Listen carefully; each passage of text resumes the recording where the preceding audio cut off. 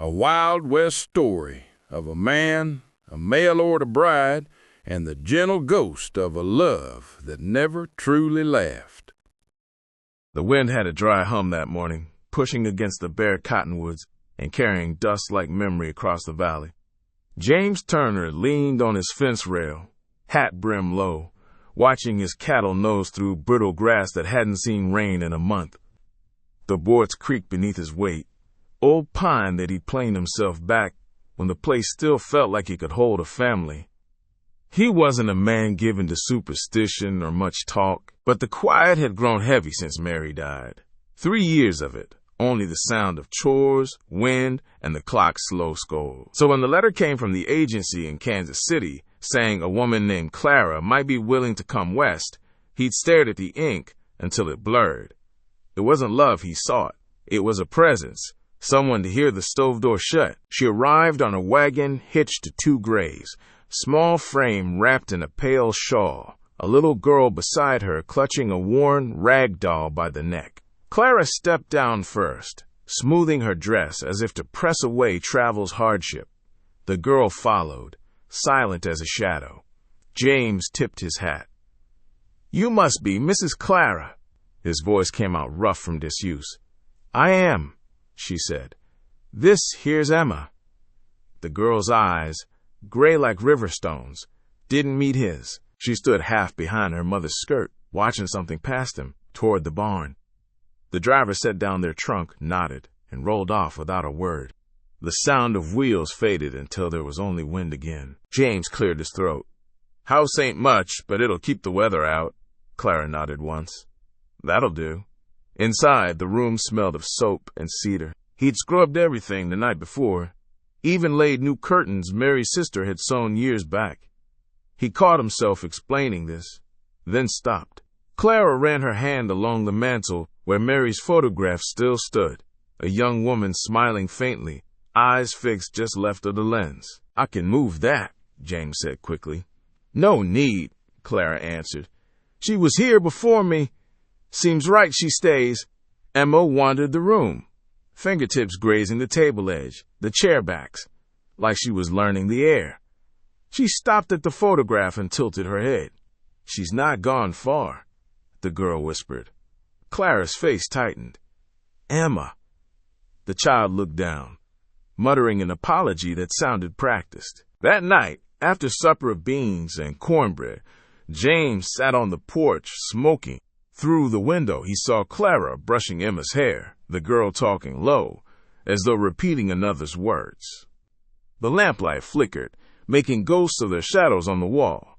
He stubbed a cigarette and listened to the coyotes cry out on the ridge, long, lonely notes that faded slow. The house behind him felt less empty than it had in years, though he couldn't yet say if that was comfort or warning. By morning, Clara had started on the wash, sleeves rolled to her elbows, arms pale against the basin's gray water. James joined her without asking, hauling buckets from the well.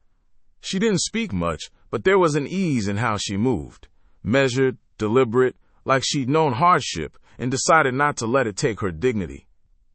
Emma played near the fence, speaking softly to the rag doll. Once, James heard her laugh and turn as if answering someone invisible. He caught sight of her eyes, fixed again toward the barn. "Who are you talking to, girl?" he asked, half teasing. Emma looked up, serious. "To the lady. She says you used to sing to her when the sun went down." James froze. The ladle trembled in his hand, dripping well water onto the dirt. Clara called sharply from the porch, "Emma, enough of that." The girl's shoulders slumped, but she said no more. James forced a small chuckle, though it sounded wrong in his throat. "Kids make up all sorts." Clara met his eyes, expression unreadable.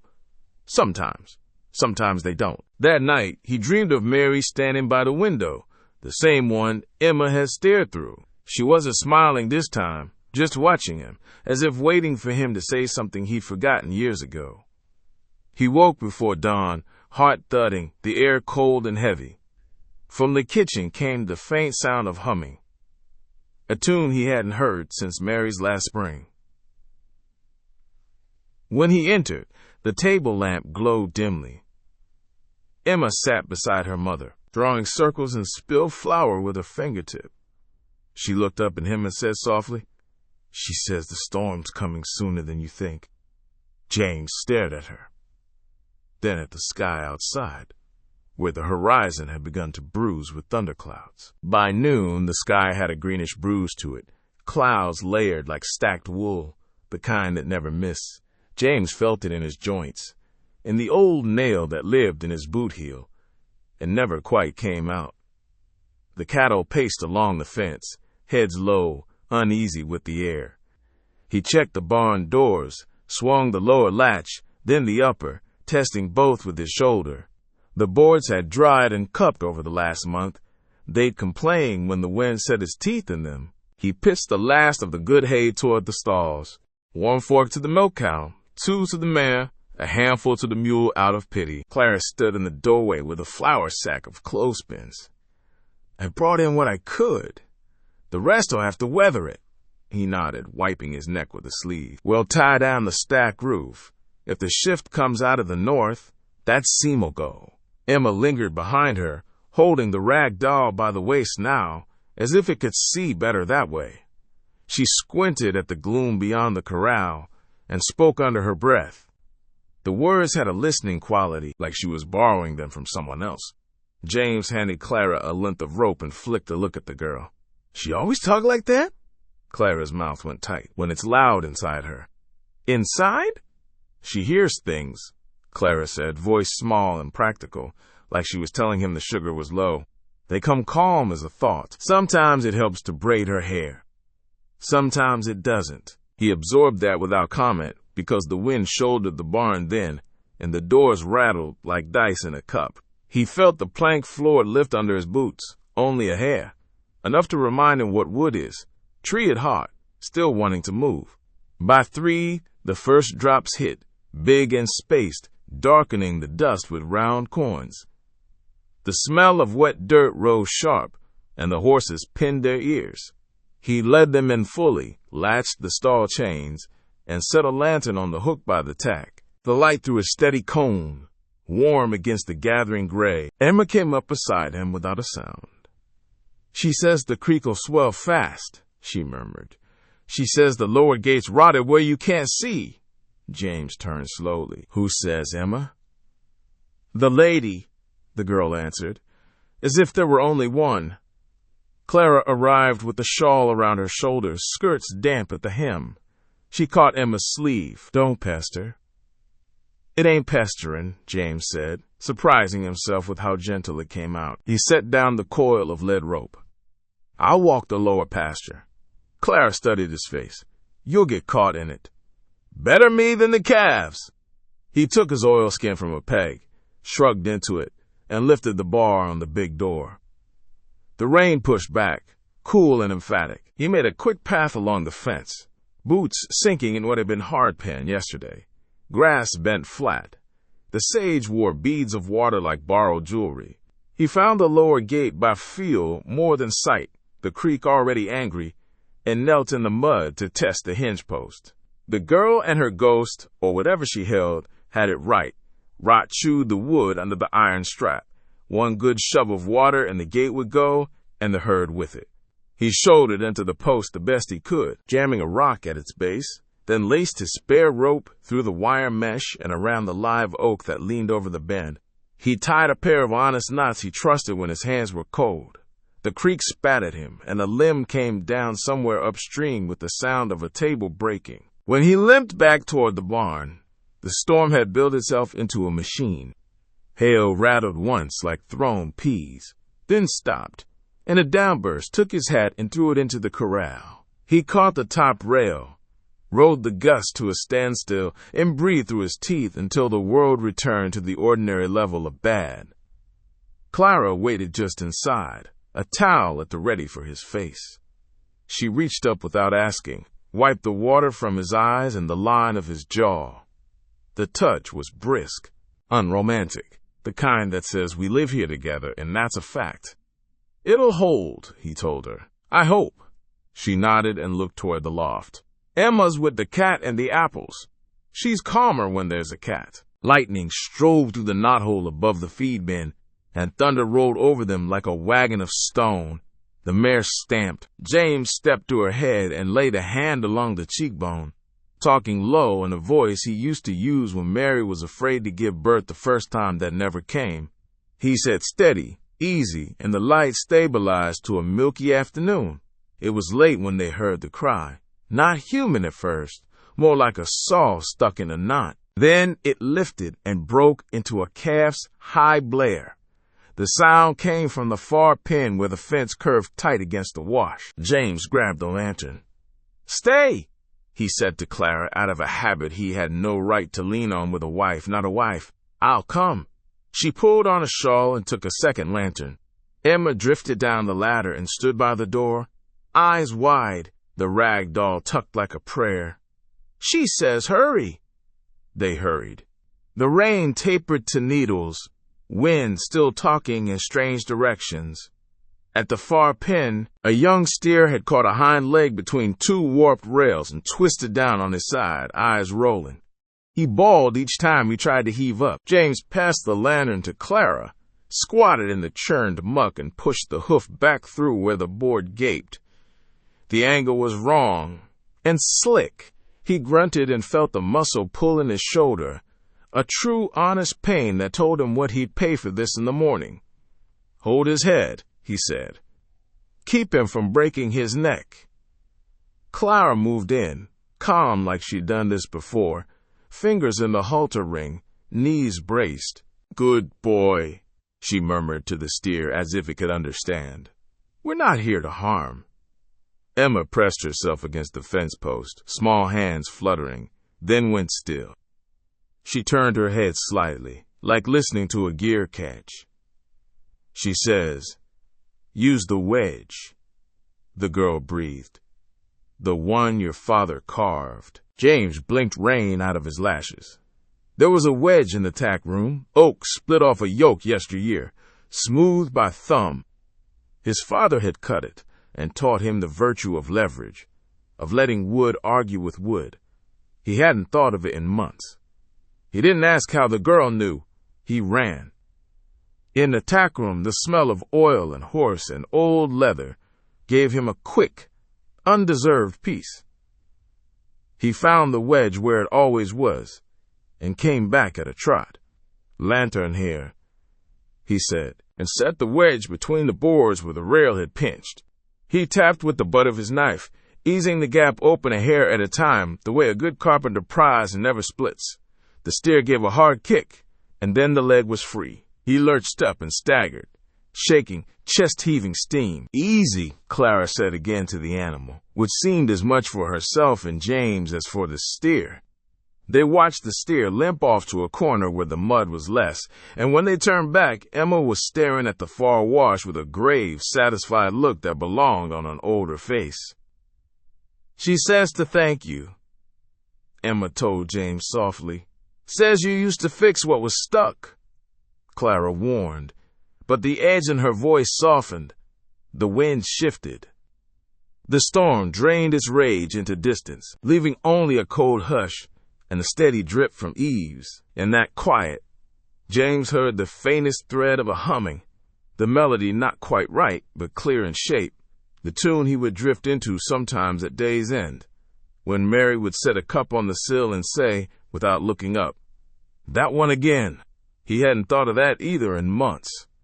Years, maybe. They bedded the animals deeper, checked the latches again, and shut the barn against the cooling dark. In the house, the stove had burned down to a red heart. Clara set coffee on, thin as war years, and passed him a cup with 2 fingers, the handle too hot for tender grips. Emma sat on the floor with the cat in her lap, head cocked. "She says the fence by the orchard needs mending tomorrow. Bottom wire is cut." "We haven't an orchard," James said, meaning to be gentle. Clara glanced toward the back window. "There was one once." James rubbed his thumb along the mug handle. "I'll see it at first light." Night carried the slope of weariness he treasured, earned by work and passed down. They cleared the dishes, wiped the table, dampened the stove. Clara turned down the bed in the small room she'd claimed for herself and the girl. Cards on the table stayed turned down, too. It was an arrangement with no language around it yet. "Good night," she said in the doorway, and the words had a weight he recognized. A truce set for morning. He lay in his own narrow bed and waited for wind to pick up again. It didn't. Somewhere after midnight, he woke to the sound of small feet. He held still, listening. Emma paused in the hall and whispered, "Not yet," as if arguing on someone's behalf in a courtroom none of the living could enter. At dawn, the world steamed. The land had drunk like a miner in pay week. He found the bottom wire by the old orchard stumps cut clean as a thought, both ends curled back. He repaired it with calm hands, and no questions for whoever had done it, because there were boys in every valley who thought mischief could stew overnight in the cover of storms. By afternoon, the road held a visitor. George Whitlow came cantering in on a paint, hat high as a sail. Whitlow sold feed and advice in town and did not care if either was good. He swung down, grinned bright as tin. "James Turner," he called, loud for a yard that didn't need it. "Heard yourself got you a bride by post." James set a post pounder easy on the ground and wiped the back of his wrist across his mouth. "Afternoon." Clara stepped out on the porch, apron neat, hair pinned. Emma peered from behind her and didn't hide the way some children do. She looked straight at Whitlow as if measuring him for quiet. "Well now," Whitlow said, tipping his hat to Clara with too much wrist. "Ma'am, little miss." He shot a quick look around, as if the air might hum with something he could sell. "Weather treated you mean last night?" "We weathered it," James said. "Town's buzzing," Whitlow went on, voice coiling. "Says you brought home a girl who hears graves." He laughed in a way meant to ask permission, and granted too. "Folks will talk. They got to when feed is short." Clara didn't blink. "We don't feed on talk." Whitlow's grin twitched and recovered. "Well now, I'm just neighborly. You get any trouble with wandering things, you send a wire.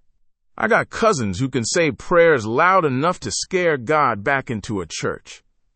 Emma's hands tightened around her doll. "God doesn't scare," she said quietly. Whitlow actually stepped back, as if she'd thrown a pebble. He barked a little laugh and looked at James. "She's a pistol. Watch that one."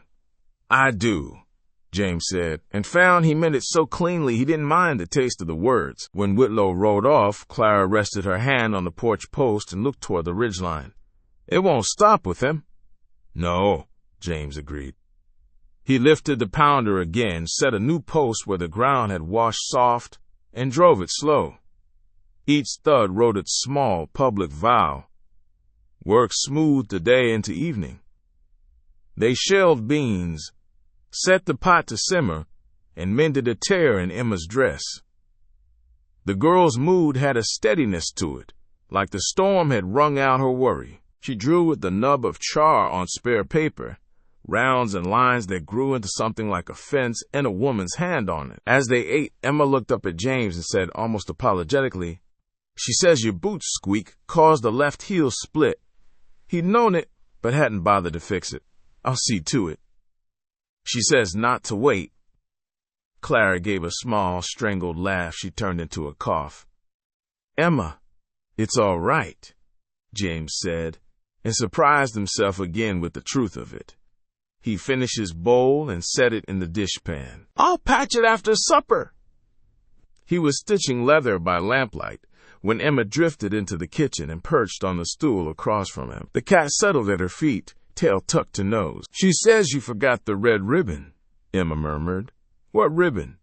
"The one she tied on the gate your first winter. She says it's behind the flower. She says take it out and let the wind have it so the place looks like it remembers." He sat with the awl in his hand and stared at the flour tin. He'd used that tin for years, refilling without thinking, never moving what had fallen behind. It could be anything. It could be nothing. It could be a shard of his own habit turned to shape. He stood, reached behind the tin, and felt paper, then cloth, His fingers closed on a narrow twist of faded red. He laid it on the table between them. The ribbon was roughened by time, but the knot still held, a simple square Mary had made without looking. Clara came in quiet and saw it. Her face opened a shade and then arranged itself again, a porch door moving through wind. James didn't say anything grand. He stood and walked out into the yard with the ribbon in his palm. The evening had given itself to stillness and crickets. He tied the red at the top of the gate by the path, the same nail-head that bore old scratch marks from a winter he'd tried to forget. The wind found the cloth and lifted it an inch, then let it fall. Emma watched from the step. "She likes that," she said, not moving her lips much, as if not to spook an animal. Later, when the dishes were done and the lamp turned low, James spoke from the doorway of the small room. "Tomorrow we'll go into town for feed. You'll both come. Best they see us as we are." Clara studied his face. "As what?" "As a household that holds." In bed, he lay awake with the ribbon on his eyelids and the tune on his tongue. Between one breath and the next, grief steadied itself beside him like a companion who knew the road, not a thief who robbed it. Morning laid yellow across the floors. They set out just after sunup, wagon wheels squeaking their hymn. The road into town carried the marks of storm, gullies bit into in 2 places, cottonwood limbs tossed about like a careless deck of cards. Emma sat between them holding her doll, hair neatly braided. Halfway there she straightened, as if hearing her name from a far hill. "She says to stop at Mile Creek," she whispered. "She says the bridge is weak on the east rail." James drew up at the approach. The planks looked sound until he knelt. One stringer had split lengthwise, held together by habit and old nails. He eased the horses off the span and walked them through the shallows instead, water up to the hubs, cold and clean.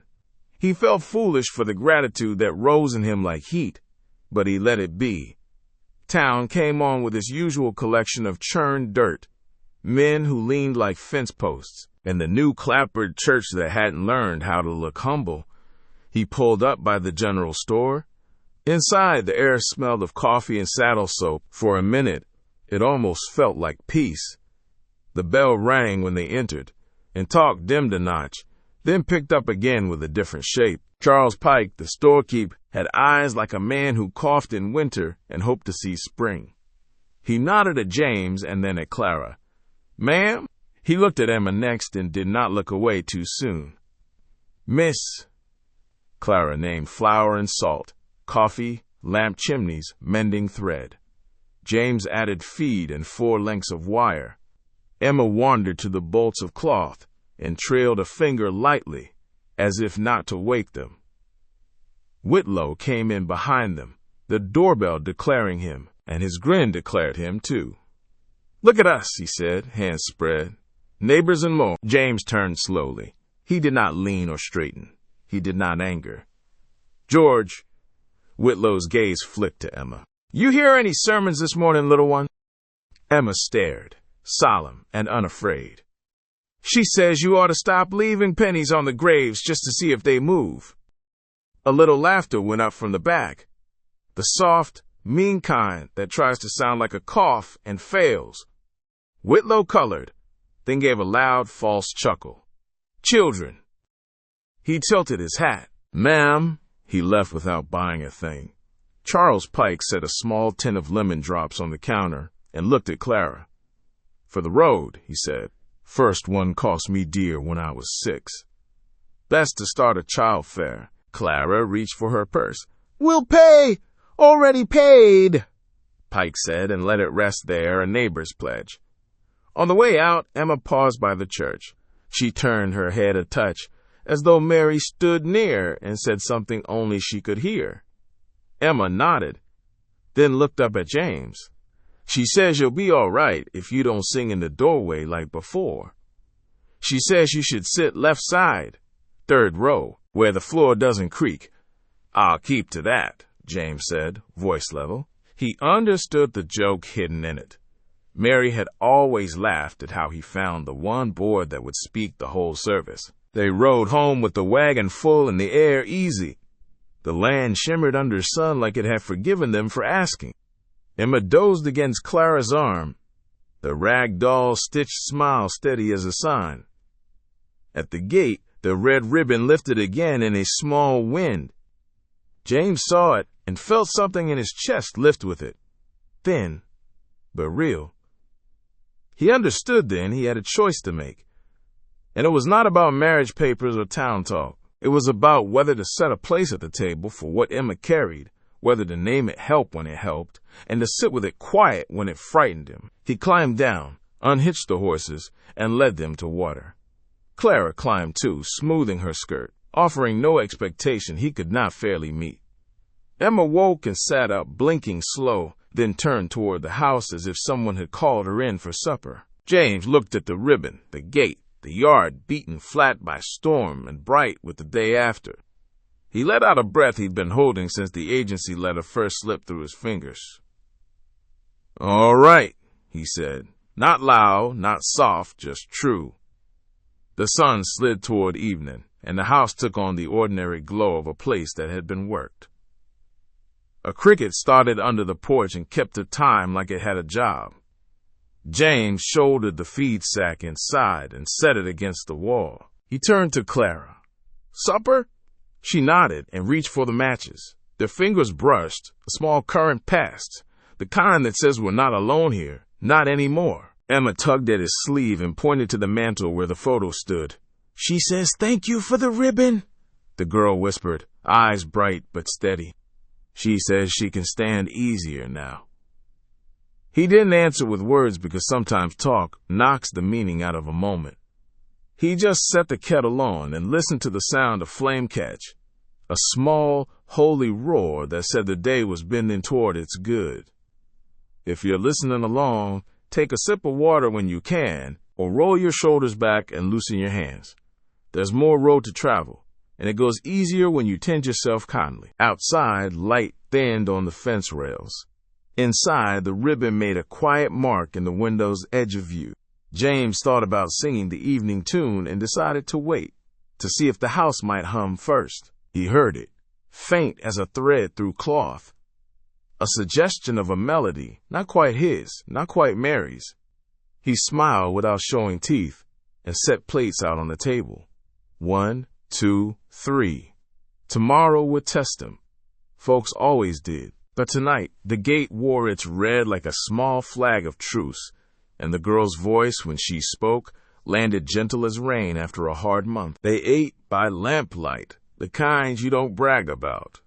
When they finished, James lifted the latch and stepped to the porch to scan the dark. The valley held, quiet and complete as a sealed jar.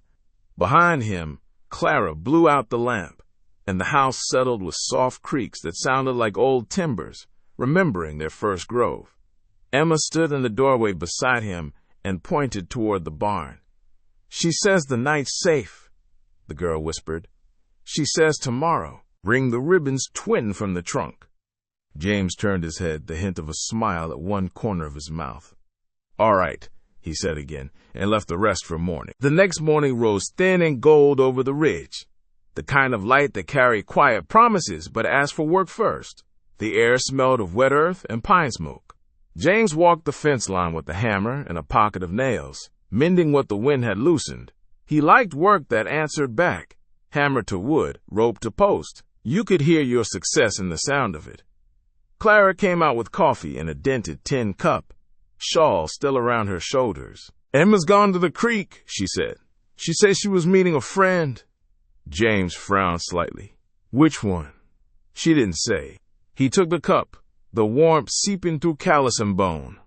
"I'll fetch her before the sun climbs too high." The creek was calm again, the water glassy and shallow. He found Emma crouched near the bank, tracing something in the mud with a stick. Small circles that overlapped like ripples. Her doll sat beside her, its button eyes turned to the trees. "Emma," he said softly. She looked up. "She says thank you for the ribbon. Says it helped her find her way here." James crouched beside her, knees cracking. "Find her way where?" Emma pointed toward the water, where the reflection of the cottonwoods trembled in the current. "Home," she said. She's not lost anymore. He stared at the shifting reflection, the faint red shimmer near the edge that could have been a leaf, or not. He nodded slowly. That's good then. The girl stood, brushing her skirt. She says you can let go of the locket now. He froze. What locket? The one in your drawer, wrapped in the handkerchief, Emma said. She says you don't need to keep it hidden. She says she knows you never forgot. He looked at her a long moment, then reached out and rested a hand on her shoulder. You tell her I'll think on it. Emma nodded as if that answer satisfied both of them. She took his hand for the walk back, her small fingers steady, grounding. By noon, the wind came from the west, clean and mild. James brought out the locket, a brass oval darkened by years, and set it on the table. Inside, Mary's face smiled faintly, faded but patient. Clara looked up from her sewing. That belonged to your first wife, she said. It did. He thumbed the hinge and let it close with a soft click. Seems she's finally gone where she was headed. Clara watched him carefully. The kind of watching that holds no judgment, only shared knowing. Sometimes they wait for us to say it's all right. He nodded, eyes on the locket. It's all right. They ate supper early, stew thick with potatoes, the first small comfort of the new routine. Emma hummed while she ate. Nothing eerie, just the idle tune of a content child. When she finished, she set her doll upright on the table. She says she'll visit again when the rain comes, Emma told them softly. Rain? James asked. Emma nodded. Not soon. Just someday. The next days passed in honest rhythm. Mornings of fence and field. Evenings of quiet talk and slow trust. The townsfolk's gossip dulled, as gossip always does when it's fed no fire. Whitlow came by once to sell seed and left sober, tipping his hat lower than before. One night, after Emma had gone to bed, Clara and James sat on the porch watching the lantern sway with the breeze. The red ribbon caught the faint starlight, moving just enough to be seen but not enough to call attention. She's different, Clara said. Emma? Yes, since the storm. Quieter inside. She listens different, too, James said. Like she's hearing something kinder. Clara smiled faintly. Maybe she finally found someone who listens back. They sat in easy silence after that, the kind that doesn't need filling. The cricket started up again, and far off, an owl called once, and then kept its peace. The night wrapped itself around the house, steady as a promise. When the wind rose later, gentle and sure, the ribbon lifted from the gate and danced a little before falling still. James watched it and thought maybe grief wasn't something you ended.